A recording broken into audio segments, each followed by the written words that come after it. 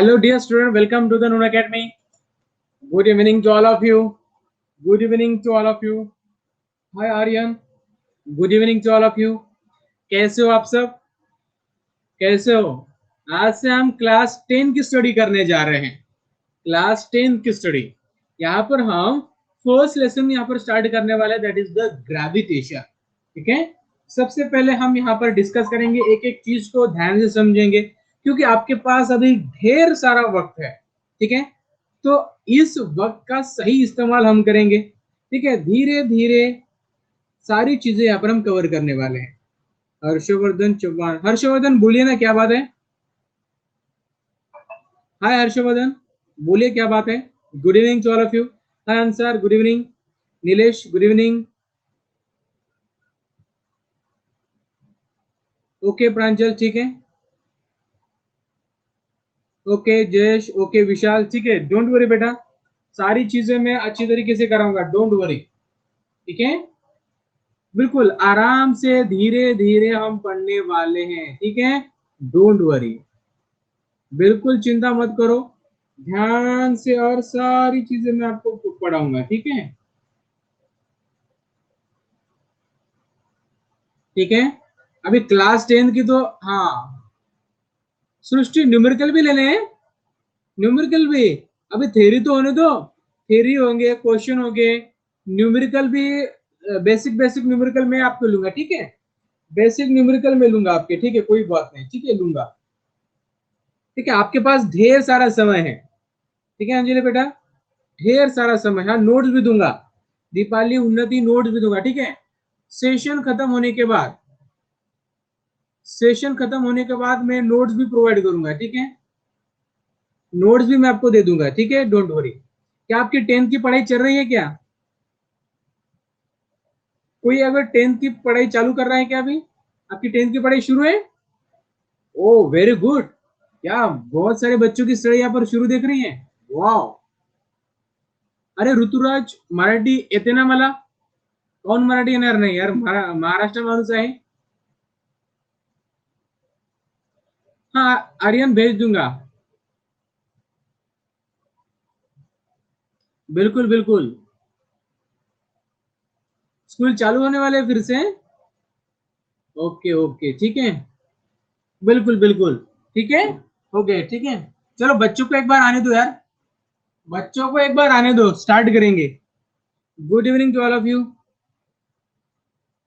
हाँ सुजीत, नोट्स भी दे दूंगा, नोट्स भी दे दूंगा, डोंट वरी. वाओ, कुछ बच्चों ने तो पहले ही स्टार्ट कर दिया अपने प्रिपरेशन क्लास 10 के लिए. ओके मारिया, ठीक है. मैं बुक की भी पीडीएफ भेज दूंगा. ठीक है, बुक की पीडीएफ में भेज दूंगा आपको, बुक की पीडीएफ और इस सेशन की पीडीएफ दोनों ही मैं अपलोड कर दूंगा आज. ठीक है. ठीक है, चलो स्टार्ट करते हैं. चलो स्टार्ट करते हैं. सबसे पहले मुझे बताओ, ग्रेविटेशन आपको पता है? ग्रेविटेशन, ग्रेविटी आपने सुना है कभी? फर्स्ट लेसन है, सुना है? सुना है तो मुझे कोई बताएगा ग्रेविटेशन होता है क्या है? कोई मुझे बताएगा? यस, कोई मुझे बताएगा ग्रेविटेशन होता है क्या है? हेलो. फोर्स ऑफ अर्थ, बिल्कुल फोर्स ऑफ अर्थ, बिल्कुल. ओके. गुरुत्वाकर्षण, gravity is the force which is present in the surrounding environment for hind. Okay. तो force the earth toward the. Okay. चलो एक मुझे बताओ, जो ग्रेविटेशनल फोर्स होता है ना, ये किस पर डिपेंड होता है? किस पर डिपेंड होता है? म्हणजे मी काय विचारतो, कशावर डिपेंड आहे, सांगता येईल का? ओके. मास, मास आणि रेडियस. ओके, बहुत बढ़िया. तुम्हाला माझा आवाज येतोय का क्लियर? आवाज आ रही है सबको? यार मैं अपने मोबाइल पर चेक कर रहा हूं तो मुझे आवाज नहीं आ रही है मेरी. चलो अब मैं एक एक चीज आपको बताऊंगा। हाँ, हिंदी में ही बात करेंगे, ठीक है। अभी सुनो, ग्रेविटेशन क्या होता है? ग्रेविटेशन एक फोर्स होता है, ठीक है। और एक ग्रेविटेशन फोर्स क्या होता है, किस तरीके से होता है, ये सारी चीजें मैं आपको बताऊंगा इस सेशन में, ठीक है। आज का टॉपिक है हमारा ग्रेविटेशन और फोर्स वगैरह, ठीक है। हमारा सेशन 6 बजे स्टार्ट होता है। मेरा नाम है सचिन सोलंकी। चलो स्टार्ट करते हैं। तो देखो, यहाँ पर सबसे इंपॉर्टेंट चीज है कैन यू रिकॉल में हम कुछ चीजें यहाँ पर देखने वाले हैं, ठीक है। Can you recall me what are the effects of the force acting on an object, यानी किसी ऑब्जेक्ट पर अगर फोर्स लग रहा है तो उसका इफेक्ट क्या होने वाला है, कोई मुझे बताएगा क्या? क्या इफेक्ट हो सकता है? बिल्कुल, ये मूव हो सकता है, एक तो हो गया। डिस्प्लेसमेंट यानी वही हो गया ना। और क्या हो सकता है इसका? बिल्कुल change in motion, motion change हो सकता है। और कोई? ठीक है। अगर मोशन में है तो क्या होगा? अगर मोशन में है तो क्या होगा? रेस्ट में आ सकता है। हाँ, लूंगा बेटा, ठीक है। बिल्कुल, उसका शेप चेंज हो सकता है, उसका शेप भी चेंज हो सकता है। और क्या क्या हो सकता है? उसका डायरेक्शन भी चेंज हो सकता है, ठीक है। Direction of motion, direction of motion में भी चेंजेस कैन चेंज, ठीक है। बिल्कुल, उसका स्पीड भी चेंज हो सकता है, ठीक है।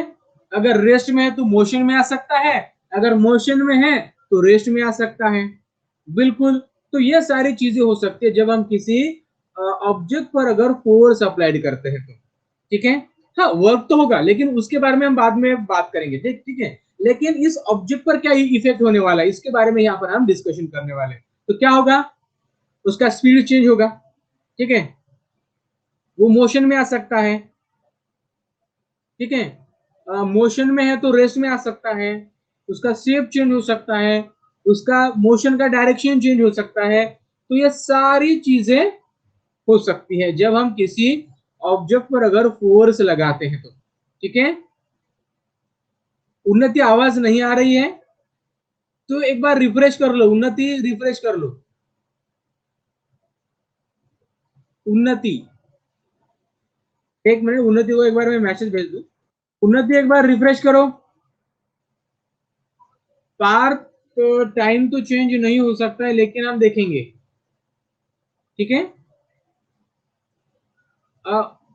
उन्नति एक बार रिफ्रेश करो ना, एग्जिट करो और फिर से ज्वाइन करो, ठीक है।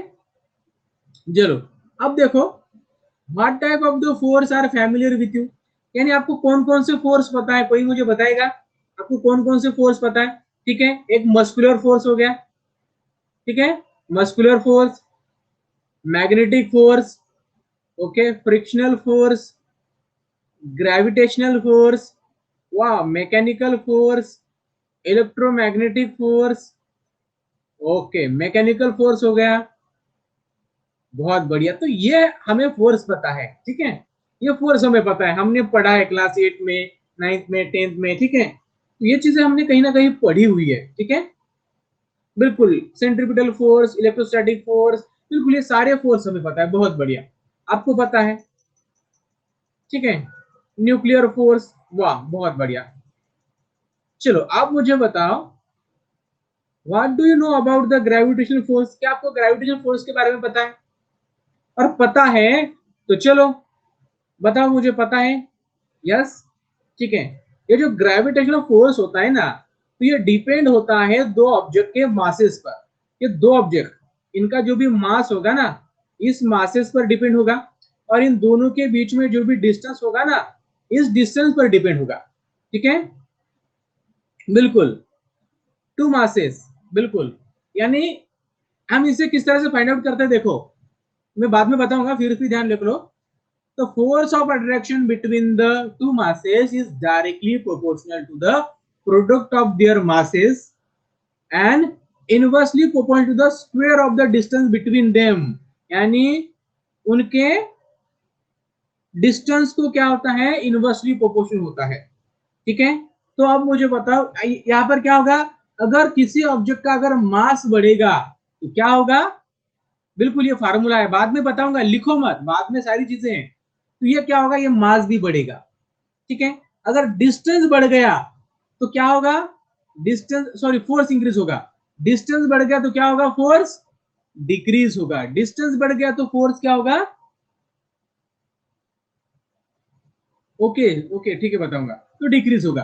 अब फार्मूला क्या है हमारा, force is directly proportional to the product of their masses and inversely proportional to the square of the distance between them, यानी उन दोनों के बीच में डिस्टेंस होगा ना, उसका स्क्वायर को क्या होगा, वो इनवर्सली प्रोपोर्शनल होगा।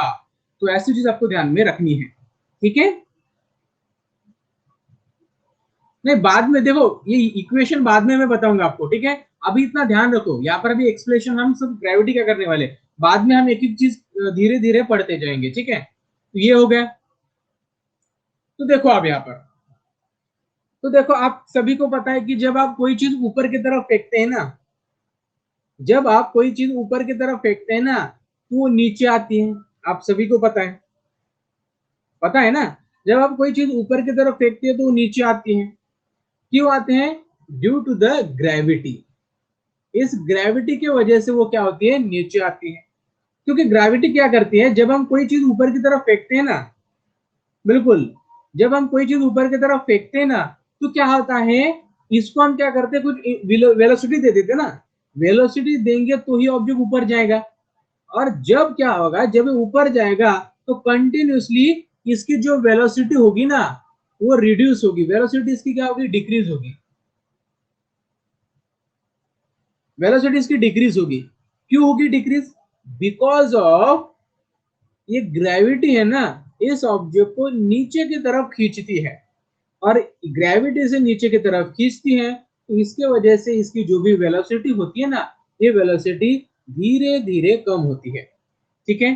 तो ऐसा आपको समझना होगा, ठीक है। तो चलो आज ये तो हमने ग्रेविटी के बारे में बात कर ली है।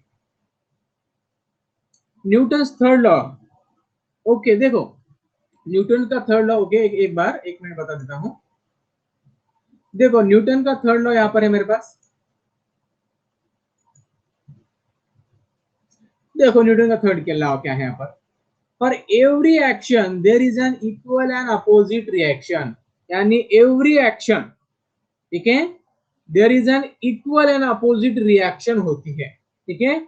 जो रॉकेट में ये लॉ यूज करते हैं, ठीक है, रॉकेट लॉन्चिंग में आपने देखा होगा, हमने पढ़ा है, ठीक है। तो ये लॉ इतना ही ध्यान दो, ठीक है, इतना, बिल्कुल बिल्कुल। तो ये सारी चीजें थी। अब सबसे इंपॉर्टेंट देखो, अब मुझे बताओ, हाँ रिकॉर्डेड लेक्चर भी है, फिर गन जो रिकॉइल करते हैं ना, उसका ये एग्जांपल है। अब देखो सबसे इंपॉर्टेंट, इस ग्रेविटेशन को डिस्कवर किसने किया, इस ग्रेविटी को किसने डिस्कवर किया, ग्रेविटी को किसने डिस्कवर किया, बिल्कुल सर आइजैक न्यूटन ने डिस्कवर किया है। किसने किया है, सर आइजैक न्यूटन ने। तो क्या मुझे बताओ, क्या उन्होंने सिर्फ एप्पल को देखा नीचे गिरते हुए, क्या उनके दिमाग में वही चीज आ गई क्या, उन्होंने एक बार एप्पल को देख लिया और उन्होंने सोचा कि यार हाँ, ये तो ग्रेविटी की वजह से हो रहा है, ऐसा हुआ होगा क्या, नहीं, ये तो सिर्फ एक कहानी है, ये तो सिर्फ एक कहानी है। लगभग 400 से 500 साल लगे इस ग्रेविटी को डिस्कवर करने में, ठीक है। सबसे देखो, सबसे पहले हम बात करेंगे यहाँ पर कि देखो ग्रेविटी ऐसे एक या दो दिन में डिस्कवर नहीं हुई है, इसे 400 से 500 साल लगे हैं इसके रिसर्च करने में, इस पर एक्सपेरिमेंट करने में, ठीक है। उसके बाद हम बात करेंगे, ठीक है, देखो अब सबसे एक बात करेंगे हम एक साइंटिस्ट की, ठीक है, कोपरनिकस की, ठीक है, कोपरनिकस। आपको कोपरनिकस पता है, ठीक है, मैं बताऊंगा, चलो देखो, ये न्यूटन साहब ने तो बाद में डिस्कवर किया, लेकिन उससे पहले लोग क्या मानते थे, देखो उससे पहले लोग क्या मानते थे, देखो जब हम पृथ्वी से देखते हैं ना, जब हम पृथ्वी से देखते हैं तो हमें लगता है कि जो भी सन है, हमें जब मान लीजिए हमारी अर्थ है, ठीक है, लेकिन जब हम अर्थ से देखते हैं ना, तो हमें ऐसा लगता है कि सन क्या होता है, हमारे अराउंड घूमता है, ठीक है। मून भी हमारे अराउंड घूमता है, ऐसा लगता है हमें जब हम अर्थ से देखते हैं। ठीक है, तो पहले साइंटिस्ट को क्या लगा, हाँ घूमती है, लेकिन सुनो अभी, लेकिन पहले लोगों को क्या लगा, पहले लोगों को कि अर्थ क्या है, सेंटर पे है। पहले लोगों को क्या क्या लगा, उनको लगता था कि अर्थ क्या है, एक सेंटर पर है, और अर्थ के अराउंड क्या होता है, सन घूमता है, मून घूमता है, और बाकी के प्लैनेट घूमते हैं, ऐसा पहले लोगों को लगता था। ठीक है, लेकिन कोपरनिकस ने बता दिया कि अर्थ हमारे सेंटर पे नहीं है, अर्थ क्या करती है, सन के अराउंड घूमती है, ये बताया सबसे पहले कोपरनिकस ने। ठीक है, लेकिन कोपरनिकस को ये पता नहीं था कि ये ऐसा क्यों होता है। ठीक है, कि ये जो प्लैनेट है ना हमारा अर्थ, ये इस ऑर्बिट में क्यों है, इस ऑर्बिट में क्यों है, ये कोपरनिकस को पता नहीं था। ठीक है, हाँ वो भी बताऊंगा बेटा, वो भी बताऊंगा, केपलर के बारे में भी बताऊंगा। ठीक है, सुनो अभी, नहीं लेकिन वो ग्रेविटी उनको पता नहीं थी ना। ठीक है, ग्रेविटी उनको पता नहीं थी ना, वो क्या करते थे, ऐसा सोचते थे। लेकिन उसके बाद उन्होंने तो ये बता दिया कि अर्थ सेंटर पर नहीं है बल्कि सन सेंटर पर है, और उसके अराउंड क्या करते हैं, बाकी के प्लैनेट रिवॉल्व करते हैं, ये कोपरनिकस ने बता दिया। उसके बाद देखो, लेकिन उनके पास प्रूफ नहीं था, उनके पास प्रूफ नहीं था। विशाल पूछो डाउट।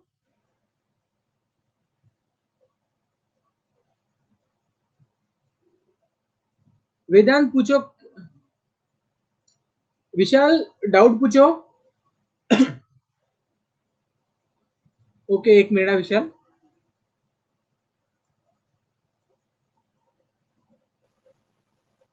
ओके, सबको हेलो, चांस दूंगा बात करने के लिए। Good evening sir. हाँ बोलो विशाल। सर, आप बोल रहे कि अर्थ का मास ज्यादा है तो फिर वो हमें अपनी तरफ खींचता है ग्रेविटेशन की वजह से। जी, तो सर, यूनिवर्स में सन का मास ज्यादा है तो वो हमें क्यों नहीं खींचता? हाँ ठीक है, बता दूंगा। ठीक है, सुनो अभी,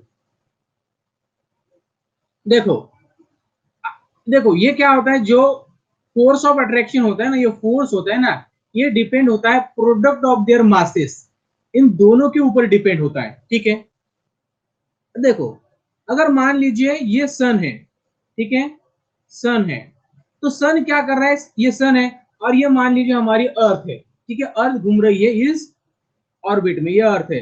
तो बच्चे कह रहे हैं कि हम सन हमें क्यों नहीं खींचता।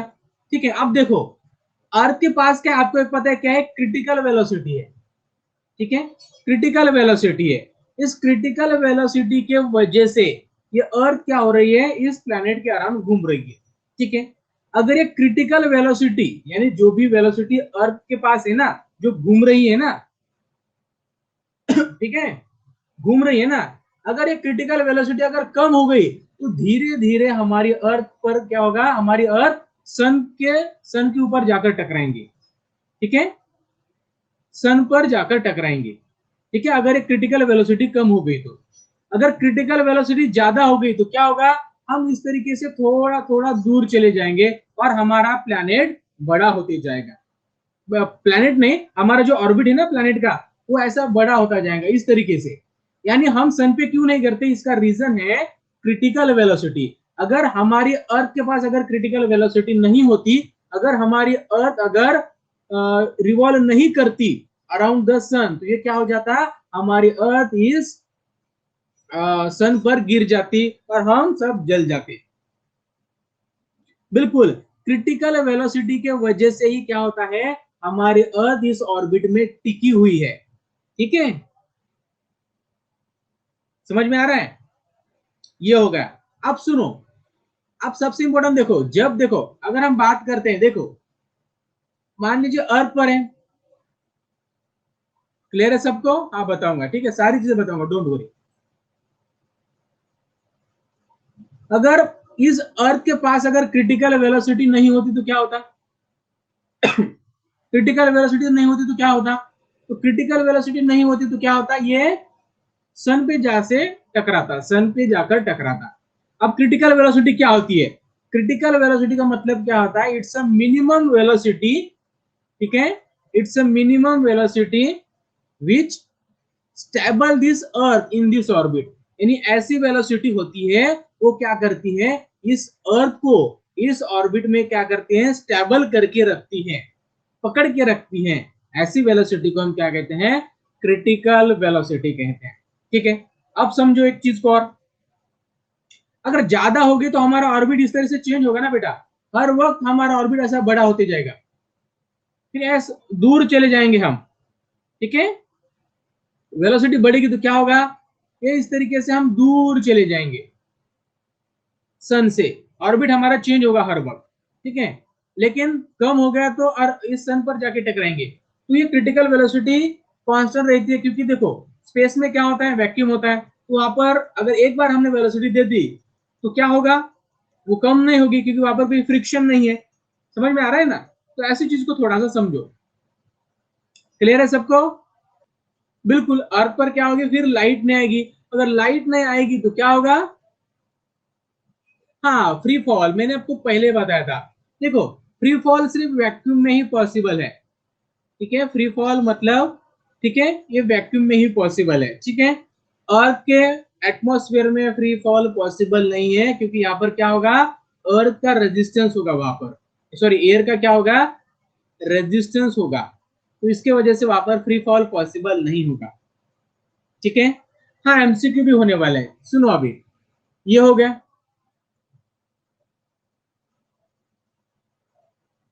ओके ठीक है, अभी सुनो, अब हम बात कर रहे हैं, देखो अगर मान लीजिए फ्री फॉल क्या होता है, देखो फ्री फॉल समझो बेटा, फ्री फॉल क्या होता है, जब ऑब्जेक्ट मोशन में होता है ना, उस पर सिर्फ एक ही फोर्स अप्लाइड होता है, एक ही फोर्स का इन्फ्लुएंस उसके ऊपर हमें दिखाई देता है, that is the gravitational force. ठीक है, ग्रेविटेशनल फोर्स की वजह से उसमें जो भी मोशन होता है ना, सिर्फ ग्रेविटेशनल फोर्स की वजह से, उसे हम कहते हैं फ्री फॉल। देखो जहां पर कोई भी रेजिस्टेंस नहीं होगा, दूसरा कोई भी रेजिस्टेंस नहीं है, सिर्फ वहां पर ग्रेविटेशनल फोर्स ही है। ठीक है, सिर्फ ग्रेविटेशनल फोर्स है, तो वैक्यूम में ये चीज होने वाली है।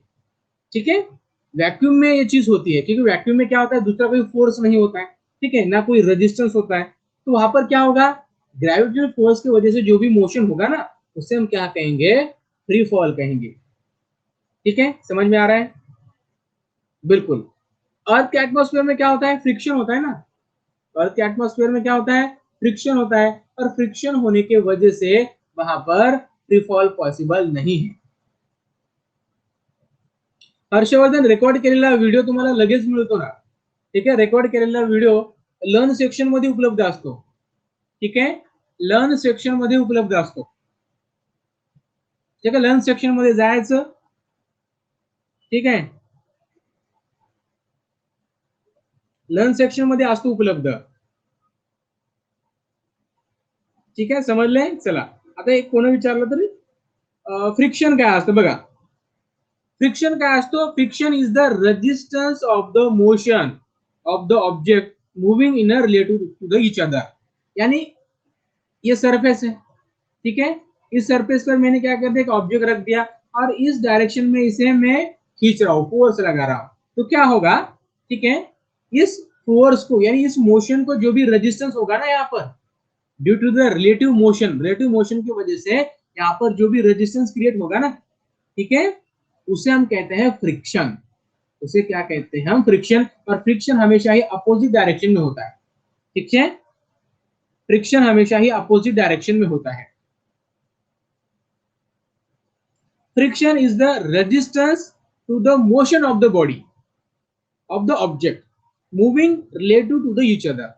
ठीक है, यानी दो ऑब्जेक्ट जब मूव करते हैं ना एक दूसरे को, अगर वो रिलेटिव मोशन में हो, ठीक है, एक इधर जा रहा है दूसरा इधर जा रहा है, तो इन दोनों के बीच में क्या होता है, एक रेजिस्टेंस क्रिएट होता है।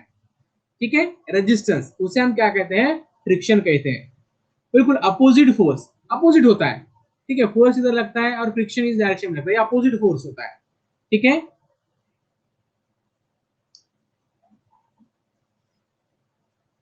हा, घर्षण म्हणू शकता तुम्ही, मराठीमध्ये त्याला आपण घर्षण म्हणू शकतो ना, बिलकुल घर्षण त्याला आपण म्हणू शकतो ना. ठीक आहे, चला आता हे झालंय तुमच्याकडे.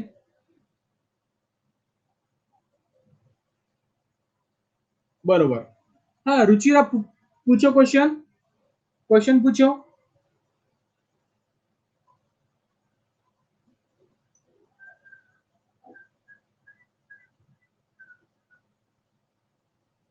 हाँ सगळे व्हिडिओ रेकॉर्ड होतात. ठीक आहे, सगळे व्हिडिओ रेकॉर्ड होतात. Vedant, welcome to the Noon academy.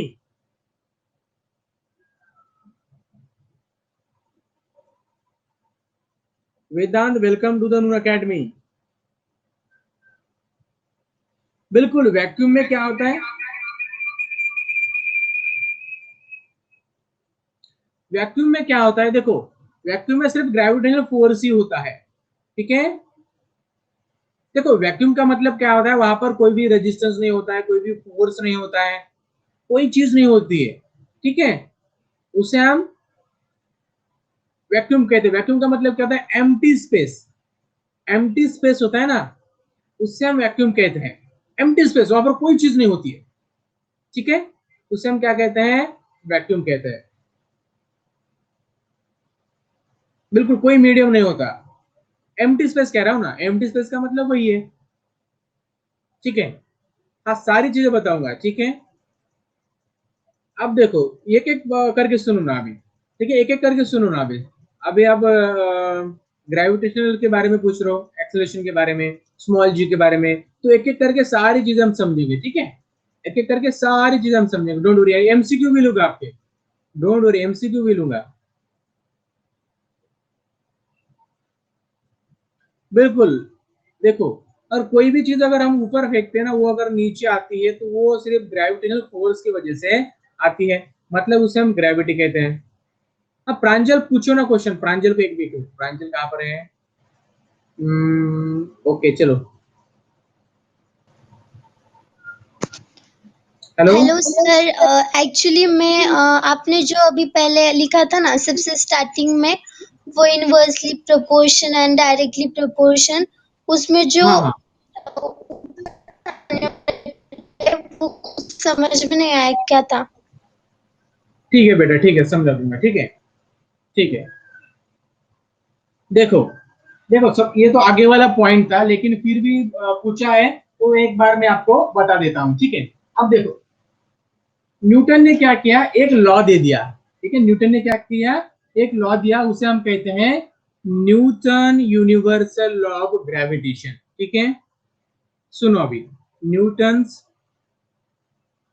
Universal law of gravitation, ये एक लॉ दे दिया. ठीक है, और इसमें उन्होंने क्या बताया, इसमें इन्होंने बताया कि जो भी फोर्स होता है ना दो ऑब्जेक्ट के बीच में, जो भी फोर्स होता है ना, फोर्स ऑफ अट्रैक्शन, उसे हम ग्रेविटेशनल फोर्स कहते हैं ना.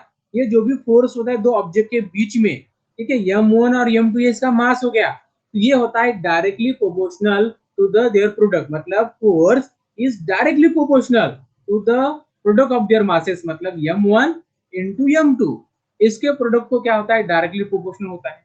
ठीक है, और इनवर्सली प्रोपोर्शनल होता है to the distance between them, यानी square of the distance between them, यानी डिस्टेंस को क्या होता है, इनवर्सली प्रोपोर्शनल होता है. मतलब मास बढ़ेगा तो क्या होगा, फोर्स बढ़ेगा.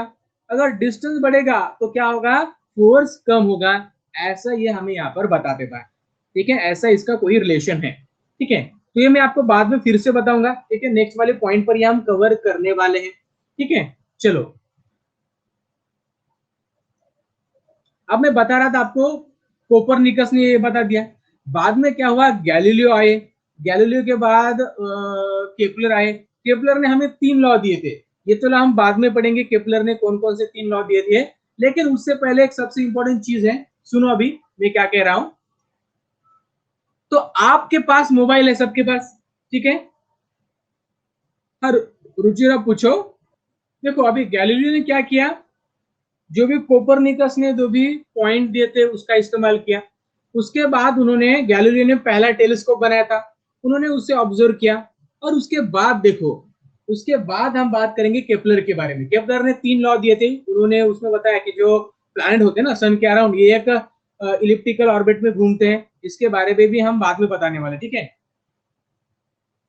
खिलेश सारी चीजें मैं बताने वाला हूँ, ठीक है। एक एक पॉइंट तो समझते जाओ ना अब, ठीक है। ये सारे पॉइंट इस चैप्टर में है, एक एक करके मैं सारे पॉइंट आपके क्लियर करूंगा, ठीक है। एक एक करके सारे पॉइंट कवर करूंगा। अब चलो,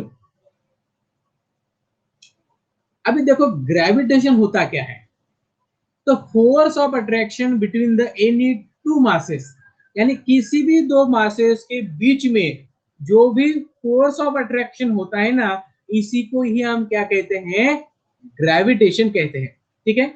सेंट्रीफ्यूगल फोर्स कब होगा, जब वो जो भी कोई प्लैनेट होगा, कोई भी ऑब्जेक्ट जब सर्कुलर मोशन में होगा, सर्कुलर मोशन में होगा तो सेंट्रीफ्यूगल फोर्स होगा। लेकिन दो चीजें हमने सिंपली रख दी है, ठीक है।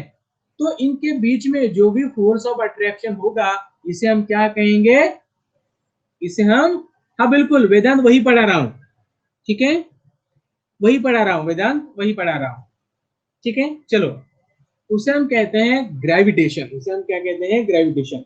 अब मान लीजिए आपके पास मोबाइल है, आपके पास मोबाइल है और आप मोबाइल के सामने बैठे हो, तो मुझे कोई बताएगा आपके मोबाइल में और आपके बीच में भी क्या एक ग्रेविटेशनल फोर्स है क्या, क्या एक फोर्स ऑफ अट्रैक्शन है क्या, मोबाइल फोन और आपके बीच में भी है क्या, है कि नहीं, यस और नो। बिल्कुल है, क्योंकि आपको भी मास है ना आपका, और मोबाइल का भी मास है। तो इसका मतलब है कि आप दोनों के बीच में भी क्या है, एक फोर्स ऑफ अट्रैक्शन है, ठीक है। फोर्स ऑफ अट्रैक्शन है, इसका मतलब सही हो गया, ठीक है। मास मास पता नहीं आपको, मास क्या होता है, देखो कोई भी ऑब्जेक्ट में जो भी मैटर होता है ना, amount of matter present in any object, उसे हम क्या कहते हैं, मास कहते हैं। यानी किसी भी ऑब्जेक्ट में कितना मास भरा हुआ है, कितना मटेरियल भरा हुआ है, ठीक है, उसे हम क्या कहते हैं, मास कहते हैं। कितना मटेरियल भरा हुआ है, ठीक है। मास और वेट अलग अलग होता है, ठीक है, मास और वेट अलग अलग होता है। मास ये कांस्टेंट रहता है हमेशा, ये कहां पर भी लेके जाओ कांस्टेंट रहता है। लेकिन वेट क्या होता है, हमेशा ही चेंज होता है, वेट हमेशा ही चेंज होता है, ठीक है। सुनो अभी देखो, डेफिनेशन तो यही है। सबसे पहले अभी एक एक चीज समझो, अभी कमेंट कोई नहीं करेगा, सुनो अभी। The force of attraction between the any two masses is called the gravitational force, उसे हम ग्रेविटेशन कहते हैं, ठीक है। यानी किसी भी दो मासेस के बीच में जो भी फोर्स ऑफ अट्रैक्शन होता है ना, उसी को ही हम ग्रेविटेशन कहते हैं, उसी को ही हम ग्रेविटी कहते हैं, किसी भी दो मासेस के बीच में। देखो, अर्थ और मून के बीच में भी एक फोर्स ऑफ अट्रैक्शन है, ग्रेविटी है, ठीक है। सन और अर्थ, इसके बीच में भी एक क्या है, फोर्स ऑफ अट्रैक्शन, मतलब ग्रेविटेशन फोर्स है, ग्रेविटेशनल फोर्स है, ठीक है।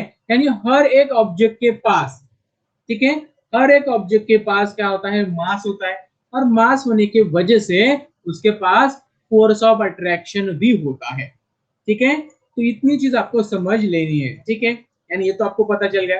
तो अब मुझे बताओ, ठीक है, अब मुझे बताओ कि ये मान लीजिए ये हमारी अर्थ है, ठीक है। अर्थ के ऊपर एक पेड़ है, ये पेड़ है, मान लीजिए पेड़ है, तो पेड़ पर एक एप्पल लगा हुआ है। तो मुझे बताओ, क्या इस एप्पल के और इस अर्थ के बीच में भी क्या एक फोर्स ऑफ अट्रैक्शन है क्या, फोर्स ऑफ अट्रैक्शन है क्या, है, ठीक है, सबको पता है, बिल्कुल है, ठीक है। तो मुझे बताओ, ये एप्पल टूटने के बाद, एप्पल टूटने के बाद ये अर्थ पे आकर गिरता है, सबको पता है। तो क्या अर्थ भी क्या एप्पल पे जाके गिरती है क्या, क्या मुझे बताओ, एप्पल टूटने के बाद हमेशा अर्थ पर आता है, क्या अर्थ हमारी कभी एप्पल पे गिरी है क्या, ऐसा कभी होता है क्या, नहीं होता है, होता है क्या, नहीं होता है। देखो, दोनों के बीच में फोर्स सेम है, यानी जिस फोर्स से एप्पल अर्थ को अपनी तरफ खींच रहा है ना, उसी फोर्स से अर्थ भी क्या कर रही है, इस एप्पल को अपनी तरफ खींच रही है, ठीक है। यानी ये जो अर्थ है ना, अर्थ जितने फोर्स से इस ऑब्जेक्ट को यानी इस एप्पल को अपनी तरफ खींच रही है ना, उसी फोर्स से ये एप्पल भी क्या कर रहा है, इस अर्थ को अपनी तरफ खींच रहा है। ठीक है, लेकिन एक चीज इंपॉर्टेंट है कि ये एप्पल है ना अर्थ पे जाकर गिरता है, तो फिर ये अर्थ एप्पल पे क्यों नहीं जाके गिरती? तो इसका एग्जांपल, इसका रीजन है कि एज मास, अगर हम मास कंपेयर करें तो एप्पल का मास कितना छोटा होता है। ठीक है, मास कितना होता है एप्पल का? 50 ग्राम, 50 ग्राम होता है ना मास। ठीक है, इतना छोटा मास होता है। लेकिन अगर हम बात करें अर्थ की मास की तो बहुत मास है। ठीक है, तो इस मास के वजह से, ठीक है, इस मास के वजह से क्या होता है, ये इफेक्ट हमें देखने को नहीं मिलता। एक्चुअली ये होता है, ठीक है, लेकिन वो निग्लिजिबल होता है, उसे हम ऑब्जर्व नहीं कर पाते हैं। ठीक है, because of the difference of the mass, ये चीजें यहां पर हमें देखने को मिलती है। ठीक है, बिल्कुल बिल्कुल क्लियर है सबको? चलो, अभी किसी ने पूछा था सर मास क्या होता है। ठीक है, मास क्या होता है? देखो, मास क्या होता है, सुनो अभी। अब कोई भी चीज है ना, कोई भी चीज मान लो, कोई भी चीज, ठीक है, हाँ बता रहा हूं, ठीक है बता रहा हूं बेटा। ठीक है, देखो, किसी भी ऑब्जेक्ट को हम क्या कहते हैं, मैटर कहते हैं। ठीक है, मैटर कहते हैं ना। तो देखो, ये जो मैटर होता है ना, इस मैटर में यानी ये ऑब्जेक्ट में कितना मैटर भरा हुआ है। ठीक है, कितना मैटर भरा हुआ है, कितना ये भरा हुआ है ना, इसे हम कहते हैं यहां पर मास। ठीक है, और ये मास चेंज नहीं होता है कभी भी। मास नेवर चेंज, मास कभी भी चेंज नहीं होता है। ठीक है, समझ में आ रहा है? मास कभी भी चेंज नहीं होता है और वेट चेंज होता है। ठीक है, और ये फंडामेंटल प्रॉपर्टीज है। ये क्या है? एक फंडामेंटल प्रॉपर्टीज है। ठीक है, समझ लो, मास क्या है? एक फंडामेंटल प्रॉपर्टीज है। ठीक है, समझ लो, क्योंकि मास, हर एक चीज को मास होता है, हर एक चीज को क्या होता है, मास होता है। ठीक है, समझ लो, अभी समझ में आ गया मास क्या होता है? हाँ बिल्कुल, फंडामेंटल प्रॉपर्टीज होती है मास।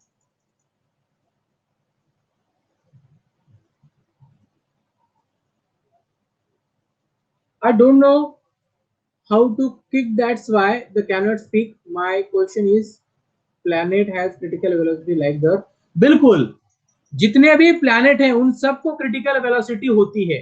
जितने भी प्लैनेट है, मार्स हो, कोई भी प्लैनेट हो, जो भी प्लैनेट अगर सर्कुलर ऑर्बिट में अगर घूम रहा है, सर्कुलर हो या इलिप्टिकल ऑर्बिट में हो, ठीक है, अगर वो उसी ऑर्बिट में अगर मेंटेन है तो उसके पास क्रिटिकल वेलोसिटी होती है। बिल्कुल, मून को भी क्रिटिकल वेलोसिटी है। ठीक है, जो सैटेलाइट होते हैं ना, जो अर्थ के अराउंड घूमते हैं ना, जो आर्टिफिशियल सैटेलाइट होते हैं ना, जो भी मून के अराउंड या फिर अर्थ के अराउंड घूमते हैं ना, उनके पास भी क्रिटिकल वेलोसिटी होती है। बिल्कुल, मास कभी भी चेंज नहीं हो सकता है, मास कभी भी चेंज नहीं हो सकता है। सारे प्लैनेट को, जितने भी प्लैनेट चक्कर लगाते हैं ना, गोल गोल गोल घूमते हैं ना सन के अराउंड, उन सबको क्रिटिकल वेलोसिटी होती है, सभी को। ठीक है, जो हम आर्टिफिशियल सैटेलाइट भेजते हैं ना, उनके पास भी क्रिटिकल वेलोसिटी होती है। अगर क्रिटिकल वेलोसिटी नहीं होती तो वो जाकर टकराते कहीं पर। ठीक है, कहां पर जाकर टकराते, वो किसी दूसरे प्लैनेट को, उस ऑर्बिट में वो स्टेबल नहीं रहते। ठीक है, नहीं, मास कभी भी चेंज नहीं होगा। मास क्या होता है? अमाउंट ऑफ मैटर या फिर amount of matter present in that object. कि किसी भी ऑब्जेक्ट में जो भी मैटर प्रेजेंट होता है ना, उसे हम क्या कहते हैं, उसे क्या कहते हैं हम, मास कहते हैं। मास कभी भी चेंज नहीं होता, किसी भी प्लैनेट पर जाओ। अगर मान लीजिए, मास की बात करेंगे, मास अगर 10 किलोग्राम होगा हमारे अर्थ पर, ठीक है, अर्थ पर मास 10 किलोग्राम है, तो मून पर कितना होगा? मून पर मास कितना होगा? मून पर मास कितना होगा? 10 ही 10 किलोग्राम ही होगा ना। मास कभी चेंज होता है क्या? मास कभी चेंज नहीं होता है, वेट चेंज होता है, ठीक है। मास कभी भी चेंज नहीं होता है, वेट चेंज होता है। क्रिटिकल वेलोसिटी क्या होती है, देखो क्रिटिकल वेलोसिटी क्या होती है, it is the minimum velocity, ठीक है, minimum velocity of the planet और object which required to maintain in the orbit, यानी ऑर्बिट में मेंटेन होने के लिए जो भी वेलोसिटी लगती है ना, ऑर्बिट में स्टेबल होने के लिए जो भी वेलोसिटी लगती है ना, उसे हम क्रिटिकल वेलोसिटी कहते हैं, ठीक है, critical velocity.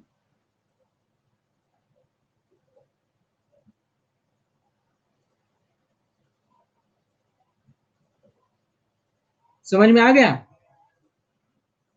Velocity required to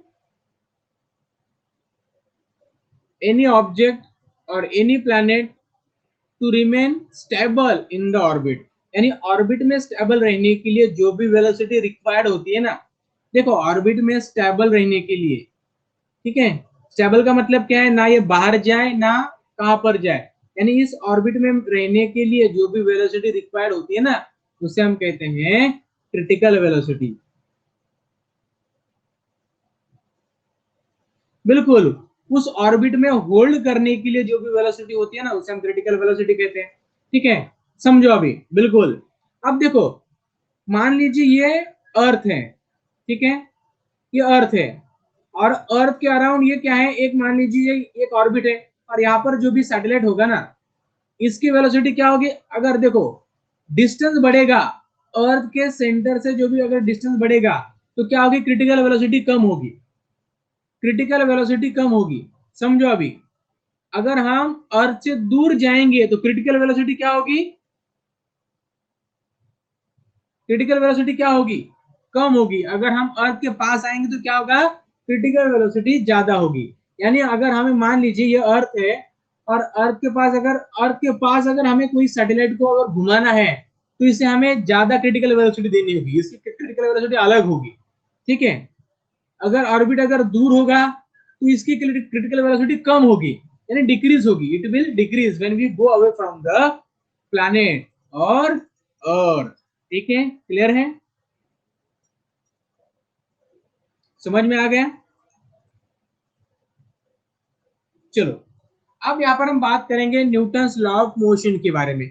ये तो आप सभी को पता है, लेकिन फिर भी एक बार हम यहाँ पर इसे क्या करेंगे, एक्सप्लेन करेंगे। देखो पहला लॉ क्या है, सिर्फ रिवीजन करना है, कैन यू रिकॉल में दिया हुआ था, ठीक है, सिर्फ रिकॉल करना है क्या हो रहा है, ठीक है।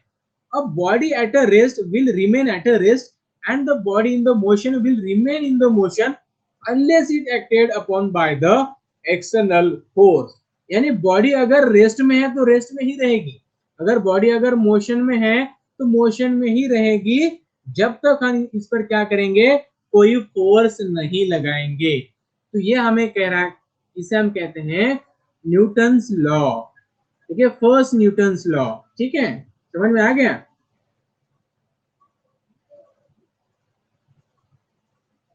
समझ में आ गया, ये सिर्फ देखो, ये तो हमें क्या करना, क्लास 9th में आपने पढ़ा है, ठीक है, क्लास 9 में तो ये आपने पढ़ा है, लेकिन यहाँ पर आपको क्या करना है, सिर्फ रिवाइज करना है कि होता क्या है, ठीक है, बाद में आपको दिक्कत ना जाए इसलिए, ठीक है।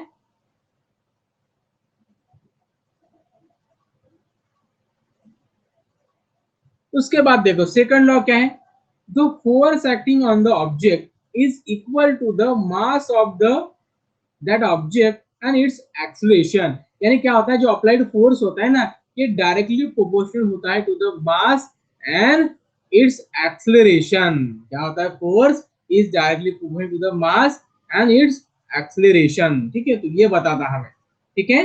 और ये एक्सीलरेशन होता है ना, वो किस डायरेक्शन में होता है, फोर्स के ही डायरेक्शन में होता है। उसके बाद देखो, ये सब रिवाइज करो एक बार थोड़ा सा, every action there is an equal and opposite reaction, every action there is an equal and opposite reaction, ये होता है हमारा थर्ड लॉ। बिल्कुल मोमेंटम, बिल्कुल मोमेंटम की बात कर रहे हैं यहाँ पर हम, ठीक है, मोमेंटम की बात कर रहे हैं, ठीक है। केपलर एक साइंटिस्ट का नाम है, ठीक है, बिल्कुल केपलर एक साइंटिस्ट का नाम है,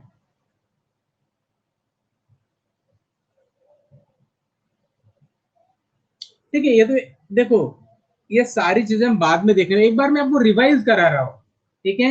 एक बार मैं आपको रिवाइज करा रहा हूं। आज का हमारा टॉपिक क्या था? एक्सेलरेशन क्या होता है? देखो, rate of change of velocity, rate of change of velocity, इसी को हम कहते हैं acceleration. Rate of change of velocity with respect to time, इसे हम क्या कहते हैं? एक्सेलरेशन कहते हैं। ठीक है,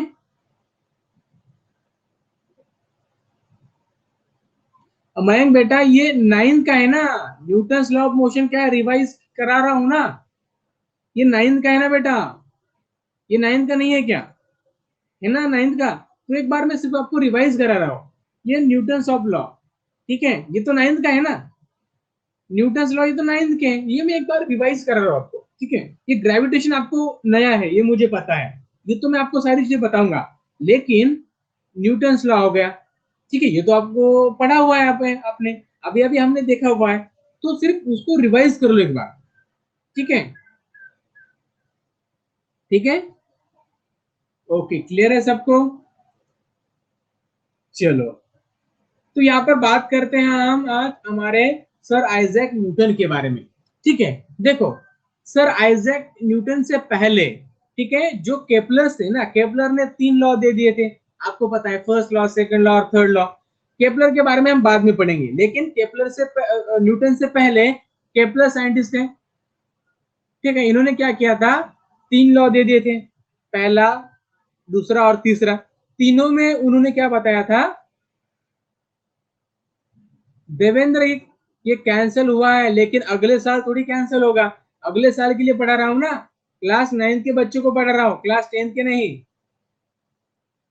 ठीक है, जज बेटा, नहीं कल नहीं हुआ था, ठीक है, सुनो अभी। अब क्या हुआ था, जो केपलर ने जो 3 लॉ दिए थे ना, लेकिन उन्होंने उसका कोई प्रूफ नहीं दिया था। ठीक है, तो इसके वजह से क्या किया, सर आइजैक न्यूटन ने उनके इन लॉ का यूज किया। वेदांत, ये 10th का नहीं है, 10th के लिए एमसीक्यू चल रहा है, ठीक है, ये क्लास 9 के लिए है, क्लास 9 के बच्चों के लिए ये चल रहा है, न्यू बैच, क्लास 9 के लिए चल रहा है बेटा। ठीक है, ठीक है, अगर क्लास 10 में कोई है, अगर वो पढ़ना चाहता है तो बिल्कुल है, पढ़ो यार, कोई बात नहीं। ठीक है, पढ़ना चाहते तो पढ़ो, कोई बात नहीं है। ठीक है,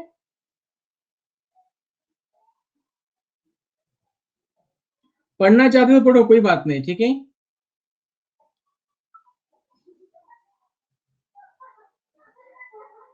नहीं 10 नहीं, 10 का तो क्वेश्चन बैंक चालू है ना, देखो 10 का जो क्लास है ना, वो हमारा 8 बजे है, और इस क्लास में हम क्वेश्चन बैंक कर रहे हैं ना, क्वेश्चन बैंक कर रहे हैं। ठीक है, क्लियर है?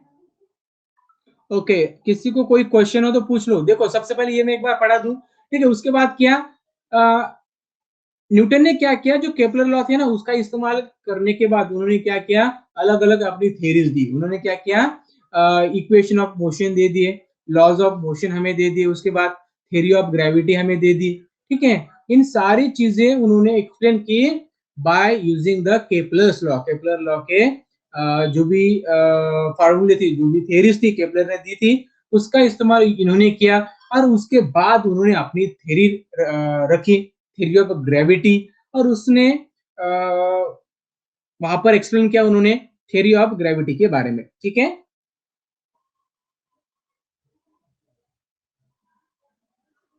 ठीक है, चलो एमसीक्यू, एमसीक्यू देख लू क्या, एक बार एक दो एमसीक्यू ले लो आपके। चलो एक एमसीक्यू दे दो अभी, इसका आंसर दे दो। देखो यहां पर मैंने क्वेश्चन क्या पूछा था आपको, the two factors affecting the magnitude of the force of gravity between the two object are, यानी देखो, जो भी ग्रेविटेशनल फोर्स होता है ना, उस पर दो चीजें अफेक्ट करती है, पहला होता है मास, और दूसरा होता है डिस्टेंस। अगर मास बढ़ गया तो फोर्स ऑफ अट्रैक्शन बढ़ जाएगा, अगर डिस्टेंस बढ़ गया तो फोर्स ऑफ अट्रैक्शन क्या होगा, कम होगा। ठीक है, ये क्वेश्चन आपने यहाँ पर सही जवाब दे दिया है। चलो नेक्स्ट क्वेश्चन दे रहा हूं आपको, और एक, तो देखो किसी ने मुझे क्वेश्चन पूछा था, ठीक है, किसी ने मुझे अभी क्वेश्चन पूछा था कि सर मास क्या होता है। तो देखो मास क्या होता है, amount of matter present in an object, यानी किसी भी ऑब्जेक्ट में। सर 10th में साइंस की स्टडी मेक्स मेड है, क्या क्वेश्चन पूछ रहे हो श्रेया, समझ नहीं आ रहा यार। ठीक है, किसी भी ऑब्जेक्ट में, देखो किसी भी ऑब्जेक्ट में जो भी मैटर भरा हुआ होता है ना, amount of matter present in that, किसी भी ऑब्जेक्ट में, उसे हम क्या कहते हैं, उसी को हम मास कहते हैं। और मास हमेशा कांस्टेंट रहता है। ठीक है, किसी ने अभी मुझे पूछा था। ठीक है, तो ये क्वेश्चन दे दूं क्या और? ठीक है रुको, चलो। The atmosphere around the earth is held by the gravity, है ना आसान क्वेश्चन। तो हमने आज क्या पढ़ा, हमने पढ़ा ग्रेविटी। ग्रेविटी क्या होती है? The force of attraction between the any two object, force of attraction between any two object is called the gravity, उसे हम ग्रेविटेशन कहते हैं। ये हमें पता चला। और ये फोर्स ऑफ अट्रैक्शन होता है ना, ये क्या होता है, ये डायरेक्टली प्रोपोर्शनल होता है इस चीज को, मास को, और इनवर्सली प्रोपोर्शनल होता है to the square distance between them. ये तो हम बाद में पढ़ने वाले, लेकिन मैंने आपको बता दिया। ठीक है, देखो सबसे पहले क्या हुआ था, न्यूटन साहब ने ये बताया था कि जो भी कोई भी चीज अगर हम ऊपर फेंकते हैं नीचे आती है, तो इसका कारण क्या है, ग्रेविटी है। अब ग्रेविटी क्या है, ग्रेविटी का मतलब होता है अर्थ क्या करती है, उस ऑब्जेक्ट को अपनी तरफ खींचती है। ठीक है, किस फोर्स से, अमाउंट ऑफ फोर्स से, उसी को हम क्या कहते हैं, ग्रेविटी कहते हैं। ठीक है, अब ये न्यूटन साहब ने बता दिया, लेकिन उससे पहले कोपरनिकस, गैलीलियो, उसके बाद केपलर, इन्होंने रिसर्च किया, इन्होंने भी पढ़ाई की इसकी, और उसके बाद इन सारी चीजों की स्टडी की हमारे न्यूटन साहब ने, और उसके बाद उन्होंने, ठीक है, उन्होंने बता दिया कि इसके पीछे ग्रेविटी होती है। और हम ऐसा बताते हैं कि हाँ इसका डिस्कवरी न्यूटन ने की थी, लेकिन इसके पीछे बहुत बड़ा इतिहास है। ठीक है, अब इतिहास में नहीं हम जाएंगे। ठीक है, हिस्ट्री तो बहुत बड़ी है, लेकिन हिस्ट्री के पीछे हम नहीं जाएंगे, हम पढ़ेंगे कंटिन्यूअसली साइंस। ठीक है, पद्माकर अगर क्वेश्चन नहीं दिख रहा है तो एक काम करो, आपके नेटवर्क में प्रॉब्लम है, आपके नेटवर्क में प्रॉब्लम है, इसलिए ये चीजें हो रही है। ठीक है, एक क्वेश्चन ले लूं क्या, एक एमसीक्यू चाहिए? ठीक है, दे देता हूँ यार। तो देखो बच्चे भूल गए क्या, change in the position of an object with respect to surrounding क्या होता है, मोशन होता है ना। 17% बच्चों ने वेलोसिटी कही यार, कमाल हो गई यार। आप क्लास 9 में से 10 में गए हो ना बिना एग्जाम के, तो भूल गए। ठीक है, मैंने आपको न्यूटन लॉ पढ़ाया था, मैंने कहा ये आपको रिवाइज कर लो, तो किसी ने पूछ लिया सर ये रिवाइज कैसा हो सकता है। बेटा क्लास 9 में क्या पढ़ा, एक बार थोड़ा सा रिवाइज कर लो। ठीक है, रुचिरा क्वेश्चन क्या आपका, पूछो यार, 1 मिनट। हाँ 1 मिनट में आपको, हाँ पूछो। Hello, hello, can you hear me? Hello, Hello. आवाज येतोय का सर? 1 मिनट रुचिरा, आपकी आवाज नहीं, 1 मिनट। हाँ 1 मिनट में थोड़ा सा चेंज कर लूं। हेलो, हॅलो, हेलो, आवाज येतोय? सर ते मास आणि वेट मधला डिफरन्स पाहिजे होता मला. जरा हेलो, कन्फ्युजन झालं. Difference between mass and weight. Okay चलो वो बता देता हूँ।